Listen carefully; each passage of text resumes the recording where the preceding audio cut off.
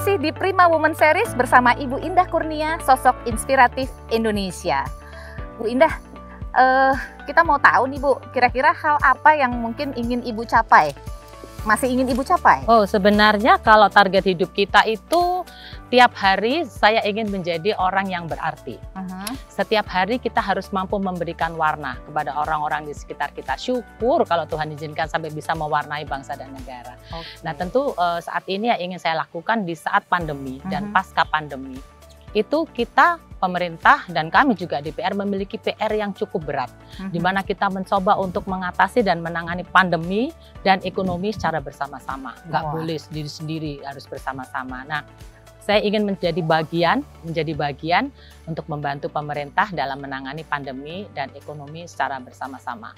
Melalui ya tentu saja di ranah kita ya. Kalau saya ranahnya kan di daerah pemilihan saya Jawa Timur 1 yaitu Surabaya dan Sidoarjo. Kalau jadi politisi Ibu kira-kira sampai kapan mau jadi politisi? Politisi ini kan adalah sebutan. Jadi kan kita kalau menjadi politisi itu kan tentu pertama harus dicalonkan oleh partai dulu dong. Ada partai yang mencalonkan kami, dalam hal ini adalah Partai Demokrasi Indonesia Perjuangan yang melalui ketua partai saya Jawa Timur Bapak Sirmaji tahun 2003 beliau meng-hire saya untuk memenuhi kuota perempuan yang dicanangkan oleh Ketua Umum Ibu Megawati Soekarno Putri 30%. Saya ikut penjaringan dan penyaringan di tahun 2003 waktu itu. Tentu di dalam diri kita sendiri harus memprepare diri dong, harus berkualitas. Berkualitas bukan hanya cerdas, tapi juga memiliki hati yang baik agar kita mengcombine nih kecerdasan. Kalau wanita kan punya 3 hal nih, kecantikan, kecerdasan, dan hati yang baik. Nah, saya tetap percaya bahwa hati yang baik itulah yang lebih kuat karena di dalam hati yang baik itu ada Tuhan di sana. Kalau Tuhan bersama dengan kita, maka tentu kita akan bisa menjadi sosok yang lebih kuat dan lebih hebat untuk menangani segala hal di dunia ini.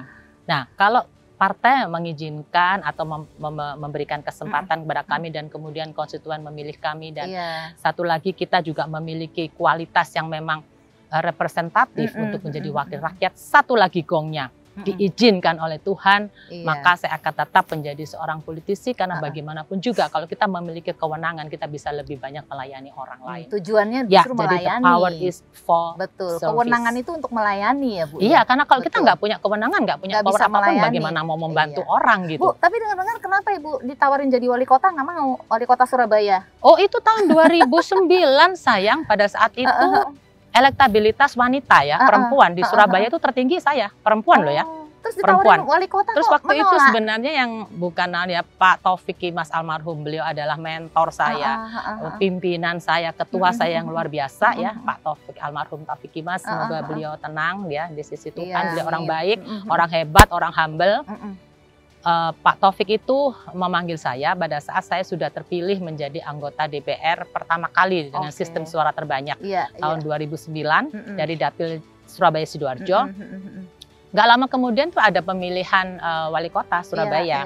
Bukan menolak, tetapi saya waktu itu baru saja terpilih. Karena baru saja terpilih. Ya, terus kemudian juga ada kawan saya yang memang berminat untuk menjadi calon. Maka saya pikir kalau saya mau menjadi, itu akan merusak itu ya soliditas partai. Dan saya dengan segala hormat ya, melalui Ibu Puan, melalui Pak Cahyo waktu itu sekjen ya, kemudian Pak Pramono Anung memohon agar saya diberi kesempatan untuk menjadi DPR RI dulu deh gitu. Nanti biarlah nanti yang menjadi wali kota yang lainnya.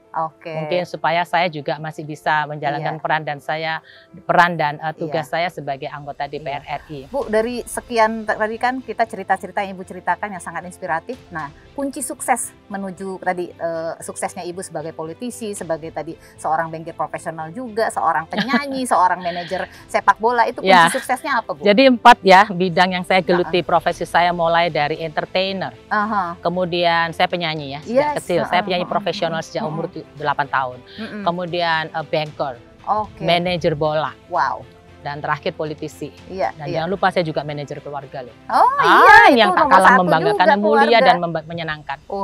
Ya, ini yang paling mendominasi karakter saya ternyata mungkin kayaknya di seni deh ini, yang nyanyi itu ya. Jadi tapi semuanya memiliki kesamaan, yaitu mampu berkolaborasi, mengharmonisasi ya, kemudian bersinergi ya, terintegrasi, semuanya itu kalau diramu dengan baik tentu kita akan menjadi maksimal dan optimal untuk mempersembahkan segala sesuatu sesederhana apapun. Jadi saya mudah sekali merasa sukses dan bahagia. Untuk hal sekecil apapun saya merasakan bahagia. Jadi itu mungkin yang membuat saya jadi ringan menjalani kehidupan. Tapi kalau saya boleh pesan, tetap kamu harus ngoyo. Ngoyo itu melakukan maksimal, mendrive dirimu untuk mencapai target, tetapi siap legowo dan nerimo in case Tuhan mengatakan belum. Jadi kunci suksesnya ngoyo, tapi tetap legowo.